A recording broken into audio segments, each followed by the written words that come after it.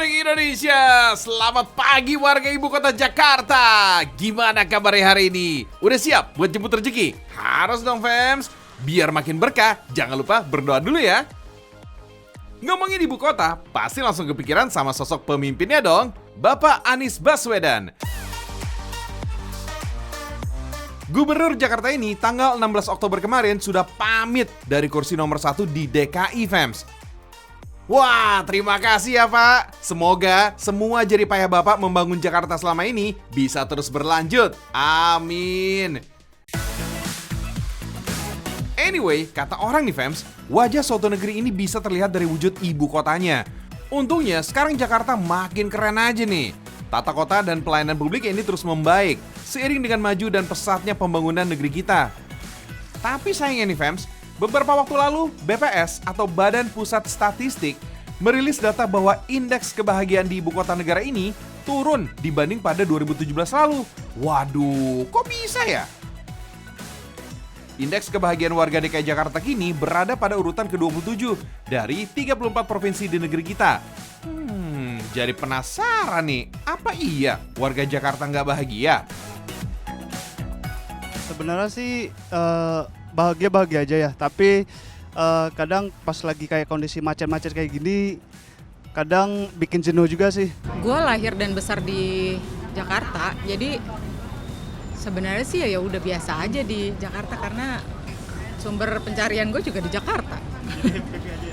Penat sih, stres juga, terutama kalau rush hour itu kan ngabisin waktu banget kan di jalan, jadi bisa dibilang cukup stres sih di Jakarta. Nggak happy-happy juga sih kalau macet ya, kalau macet apa demo segala gitu kan bikin kesal juga dengan berbagai macam politiknya juga, ya standar lah. Fams, DKI Jakarta sebagai ibu kota saat ini sedang membangun jaringan transportasi umum secara terintegrasi alias saling berhubungan seperti Transjakarta, MRT, LRT Jakarta, dan LRT Jabodebek, Jakarta, Bogor, Depok, Bekasi. Rencananya akhir tahun ini atau awal tahun 2023, LRT Jabodebek ini sudah beroperasi secara komersil. Sedangkan LRT atau Lintas Rel Terpadu Jakarta sendiri nih fams, sudah beroperasi penuh sejak 2019 lalu. Ada 6 stasiun dengan rute sepanjang 5,8 km yang ditempuh dalam waktu sekitar 13 menit. Artinya, perjalanan di tiap stasiun itu rata-rata dalam 3 menit. Gimana fams? Semoga dengan ibu kota Jakarta yang terus berbenah, membuat masyarakatnya jadi semringah alias berseri-seri menatap masa depannya. Amin.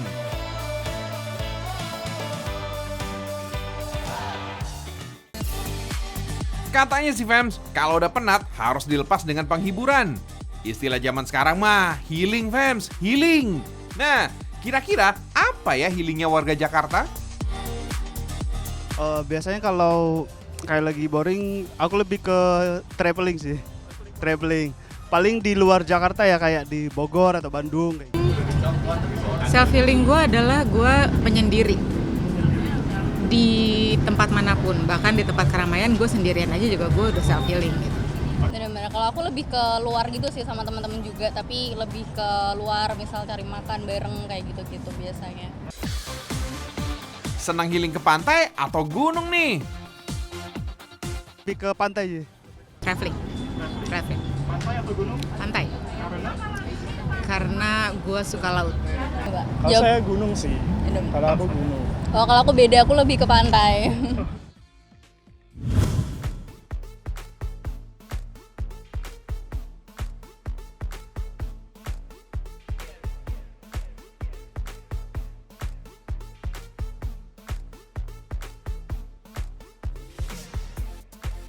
Fams, kalau ke Pulau Pari bisa berangkat naik kapal dari Pelabuhan Kali Adem, Muara Angke, Jakarta Utara.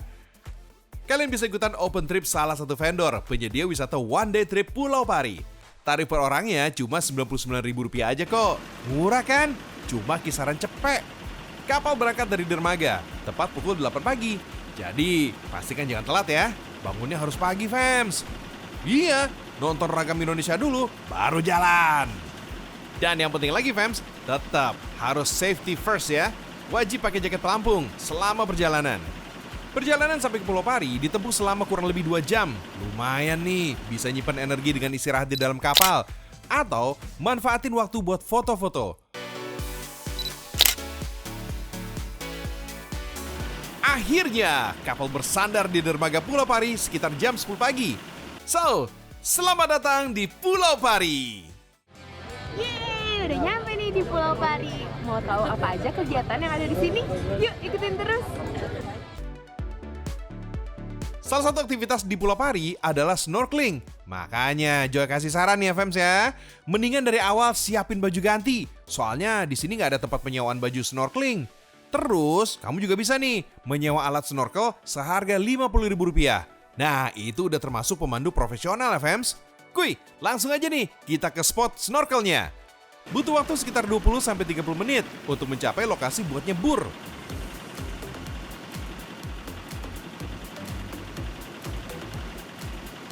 Begitu nyebur ke laut, gerombolan schooling fish siap menyambut. Paling banyak sih ikan sersan mayor tuh. Selain itu ada juga terumbu karang yang cantik-cantik. Tempat ikan-ikan mencari makan. Oh iya Fems, selama snorkel perhatiin etikanya ya. Jangan sembarangan menyentuh atau mengganggu ikan dan terumbu karang. Selain potensi bahaya, bisa juga merusak terumbu karangnya.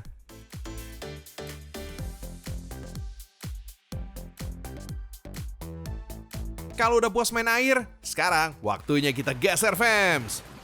Spot berikutnya adalah Pantai Perawan nih Fems. Di sini ombaknya tenang banget, pas banget buat main-main air. Dan jadi spot foto. Gak kalah deh kayak pantai di Bali sana. Atau kalau malas jalan, kalian juga bisa menyewa sepeda. Seharian cuma bayar Rp20.000 aja. So, mulai sekarang gak usah bingung-bingung kalau mau main pantai ala Bali di Jakarta. Cukup modal sekitar 200 ribuan, udah bisa nih ngerasain Jakarta ala Bali.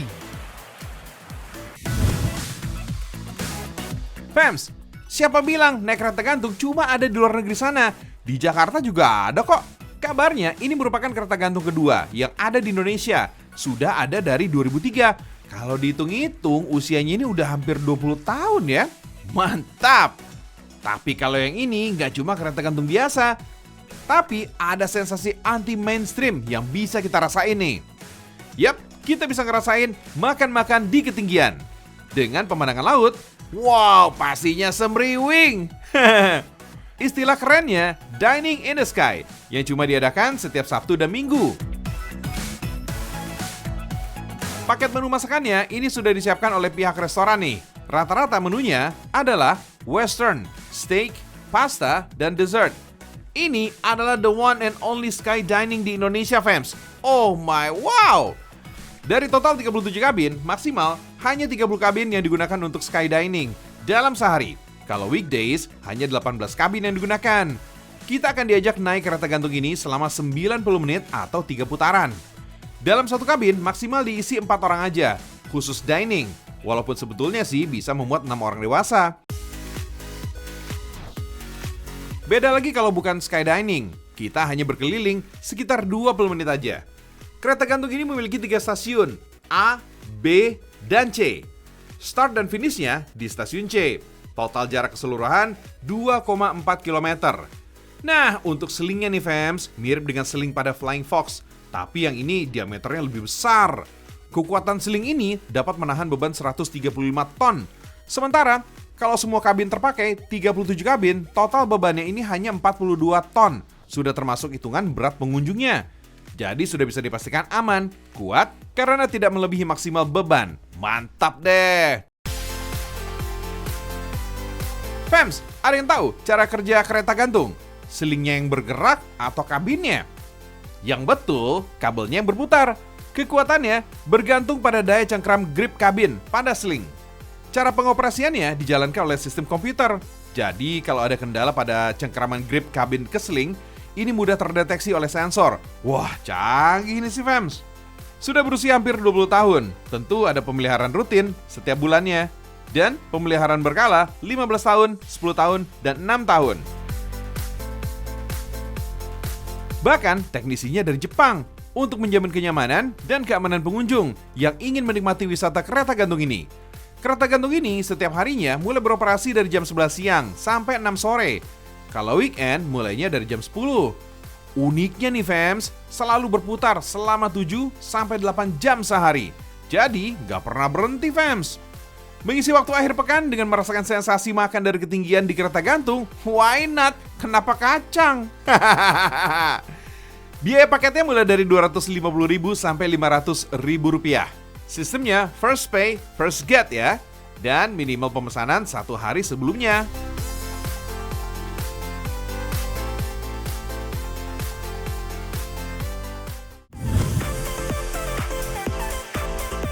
Nah ini nih yang asik, kalau udah ngomongin kulineran.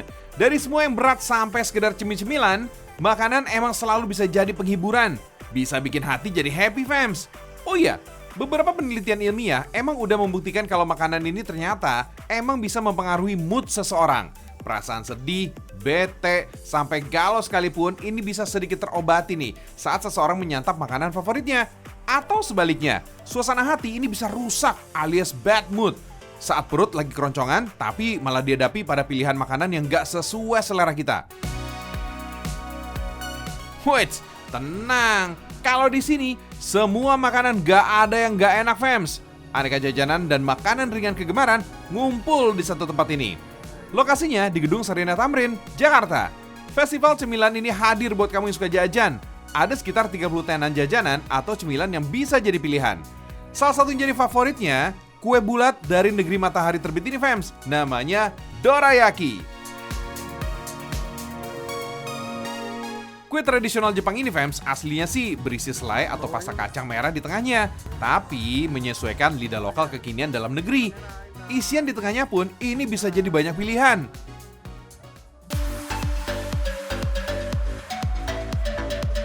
Nah, kalau mau yang punya sentuhan lokal, ada roti kukus Srikaya yang khas dari Pontianak, Kalimantan Barat. Lapisan selai Srikaya yang manis dan lumer ini menggoda banget deh fams. Apalagi rotinya pakai dikukus lagi, dijamin deh jadi makin lembut.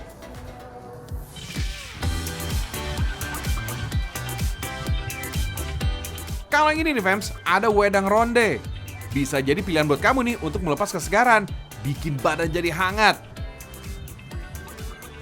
Minuman rempah yang populer di Jawa Tengah dan Jogja ini fams, terdiri dari air jahe dan bola-bola tepung ketan yang di dalamnya ada isiannya. Biasanya sih berisi potongan kacang, sehat dan enak juga pastinya. Nah, buat yang mau nostalgia, bisa nih mampir ke lapak Judal Jadul. Di sini nih fams, beragam pilihan berupa mainan serta jajanan jadul tempo dulu ini bisa kita jumpai. Ayo, siapa nih yang kenangan masa kecilnya bangkit kembali dengan benda-benda memorable seperti ini? Wah, nostalgia dengan mainan dan jajanan penuh kenangan kayak gini fams, emang penuh kebahagiaan.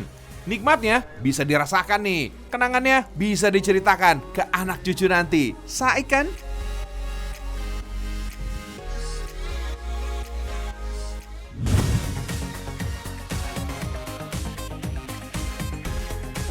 Fams, kalau ngomongin urusan perut, Joy kasih nih buat ganjel perutnya. Dijamin auto kenyang nih sampai seminggu. Gimana nggak kenyang? Lawang porsinya aja raksasa gini. Wah, ini sih bisa buat 10-15 orang nih. Mantap. Namanya nasi kendil fams. Makanan khas Indonesia yang disajikan di dalam kendil atau wadah yang terbuat dari tanah liat.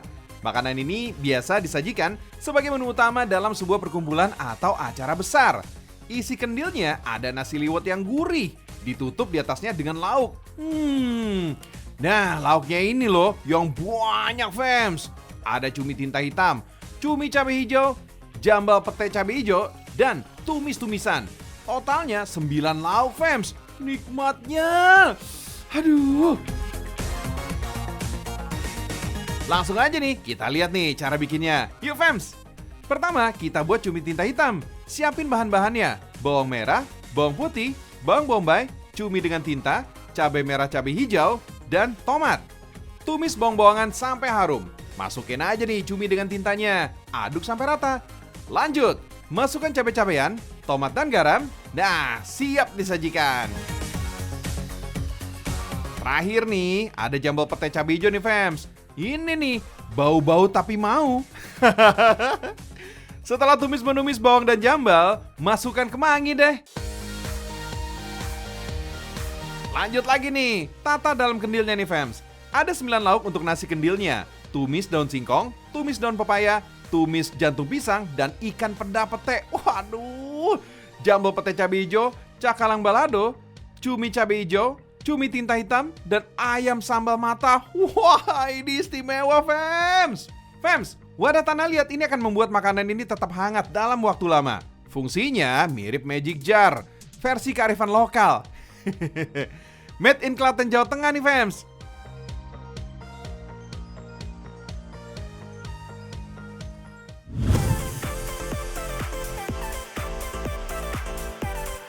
Masih belum puas? Weleh fams. Nih, Joy kasih lagi nih referensi buat sarapan atau makan siang nanti ya. Nasi rantang. Kita icip-icip nih nasi hijaunya dulu ya fams. Sebelumnya racik dulu nih dengan aneka lauknya. Ada telur, cumi, ayam, tumis tempe, ikan layar, kentang, sambal mata, dan sambal bawang. Biar makin nikmat, aduk semuanya. Waduh fams, ini teksturnya dapat banget. Ada lembut dari nasi dan telurnya, garing dari ikan layar dan kering kentang. Rasanya ini pas banget nih dengan sambal mata dan sambal bawangnya. Wih, makin diaduk, makin nikmat. Lanjut, rantang berikutnya fams. Nasi liwet telur asin. Masukkan aja nih semua lauk dan sambalnya. Aduk-aduk lagi. Waduh fams, jiwa lapar saya meronta-ronta nih. Aduh, udah gak nahan. Nah, langsung aja kita kepoin nih cara bikinnya. Pertama, kita buat udang balado. Tumis bumbu yang sudah dihaluskan sampai harum semerbak. Tambahkan daun jeruk dan serai. Jangan lupa nih, garam penyedap dan gula. Goreng udang sebentar aja fams, sampai berubah warna kemerahan. Lalu, masukin deh ke dalam saus balado yang kita tumis tadi. Aduk terus dan lauk pertama jadi fams. Tuh fams, semua lauknya sudah jadi. Banyak banget kan? Biar nggak bingung gimana makannya, kita susun dulu ya dalam rantang bambu. Rantang pertama, bagian bawahnya diisi ayam balado suwir, tempe tumis, kering kentang, dan ikan layang. Cumi sambal hijau, telur pindang, dan sambal mata jangan sampai ketinggalan ya. Untuk bagian atasnya, isi dengan nasi hijau. Nasi gurih yang diberi pewarna alami dari daun suji dan pandan. Fams, makanan yang disusun dalam rantang ini sebenarnya menjadi salah satu tradisi masyarakat Indonesia sejak dulu. Masyarakat Betawi ini nyebutnya tradisi rantangan. Dan bagi masyarakat Sunda disebut nganteran, yang berarti hantaran. Tradisi bertukar makanan ini biasanya dilakukan di hari-hari terakhir Ramadan atau menjelang Lebaran. Di balik tradisi ini nih fams, ada semangat silaturahmi antar keluarga, tetangga, dan sesama. Konon, tradisi rantangan ini sudah ada sejak tahun 1950-an fams. Namun, mulai jarang dilakukan lagi nih sejak tahun 90-an.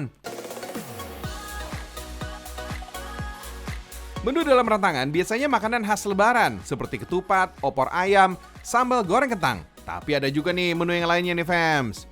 Hantaran masakan lebaran ini biasanya disusun dalam 4 tingkatan wadah yang terbuat dari seng, aluminium, atau enamel yang dibawa dengan cara dijinjing. Fams, kamu dulu sempet nggak kebagian nganterin rantangan ke tetangga? Pasti nganterinnya bareng teman-teman kan? Thanksin sih kalau sendiri. Hehehe, ketahuan deh kalau udah senior. Nah, kalau yang ini rantangan dari bambu fams. Jadi deh 3 rantang bambu dengan 3 menu berbeda. Ukuran yang besar pas banget nih untuk disantap bersama teman dan keluarga. Mantap!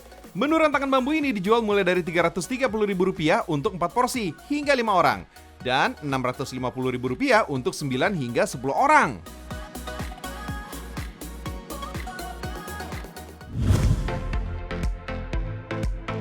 Setelah lelah wisata belanja, enaknya sih bersantai di taman kota nih. Di Jakarta nih fams, kamu ternyata bisa menikmati kesejukannya di taman-tamannya. Tebet Eco Park ini menjadi salah satu taman kota favorit pengunjung. Dibuka setiap hari, Tebet Eco Park ini membatasi jumlah pengunjungnya fams. 4.000 orang untuk Senin sampai Jumat dan 5.000 orang untuk weekend. Jam berkunjungnya ini juga dibagi 2. Sesi pertama mulai jam 7 hingga jam 11 siang. Dan sesi kedua jam 1 siang sampai jam 5 sore aja. Nah, jangan lupa nih fams, untuk masuk ke sini pakai aplikasi Jaki supaya jumlah pengunjungnya ini dapat diatur dan tidak membludak tentunya. Yang jadi favorit sih pastinya jembatan oranye ini nih fams, alias Infinity Bridge atau jembatan tanpa batas. Bentuk jembatan yang menyerupai angka 8 ini menjadi penghubung antar taman yang terpisah oleh jalan raya fams. Taman luas 7 hektar ini punya banyak fasilitas publik, salah satunya area gym dan taman bermain anak. Mau main trampolin, mini climbing, sampai perosotan, wah ini semua ada fams. Oh iya, semua fasilitas baik di hutan dan taman kota free alias gratis tis. Mantap ini. Yuk healingnya warga ibu kota gak usah yang mahal-mahal, biar gak tambah pening.